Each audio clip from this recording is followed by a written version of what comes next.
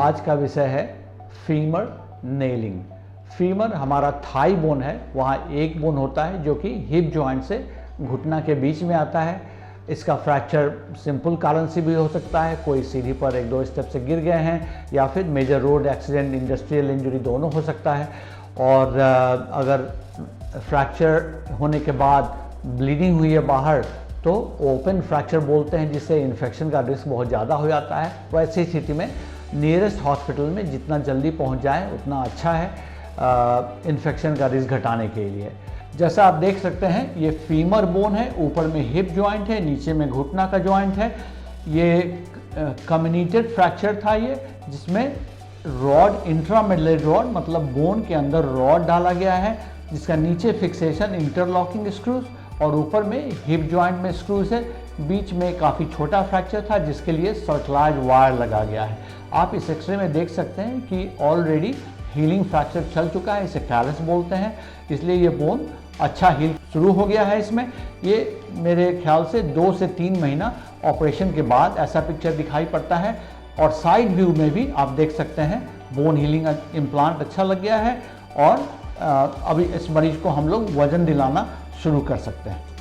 Femur का fracture depend कि घुटना के पास है या हिप के पास है या मिडल में है, अलग अलग तरीका होता है उसका मैनेज करने का। प्लेट स्क्रू भी लगते हैं। नेल प्रेफरेबल मेथड इसलिए होता है कि वो ज़्यादा स्टेबिलिटी देता है और हम लोग धीरे धीरे वजन दिलाने में भी नेल किया हुआ बोन में ज़्यादा कॉन्फिडेंट फील करते हैं। तो इसको इंटरलॉकिंग नेल बोलते हैं।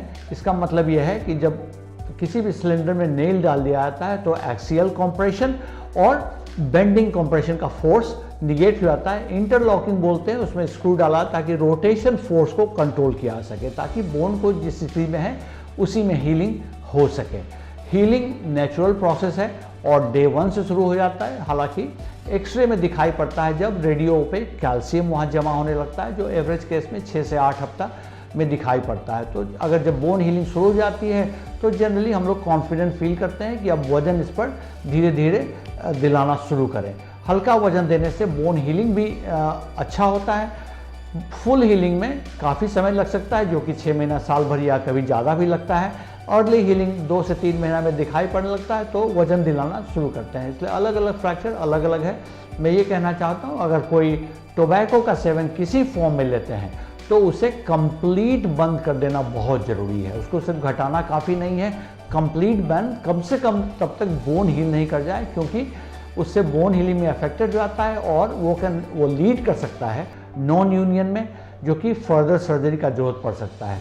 दूसरा, आई एम श्योर कि हमारे सर्जन एंटी इन्फ्लेमेटरी नहीं देना चाहेंगे, क्योंकि उससे भी बोन हीलिंग में प्रॉब्लम होता है। कोई खासकर ज़्यादा एज होने पर 60, 70, 80 की उम्र में जिनको ऑस्टियोपोरोसिस होता है, उसका मेडिकेशन भी बोन हीलिंग में इम्पेयरमेंट होता है। इसलिए कृपया अगर आप कोई भी मेडिकेशन लेते हैं तो अपने सर्जन से ज़रूर डिस्कस कर लें। और हीलिंग काफ़ी अच्छा है, जनरली रिकवरी भी काफ़ी अच्छा है। बोन हीलिंग में जैसा आप जानते हैं समय लगता है और बहुत कुछ नहीं कर सकते हैं जल्दी हीलिंग के लिए, इसलिए सर्जन को फॉलो करें। और अगर ज़रूरत है तो ये ऑपरेशन मैंडेटरी हो जाता है। सक्सेस रेट भी काफ़ी अच्छा है। Best of luck.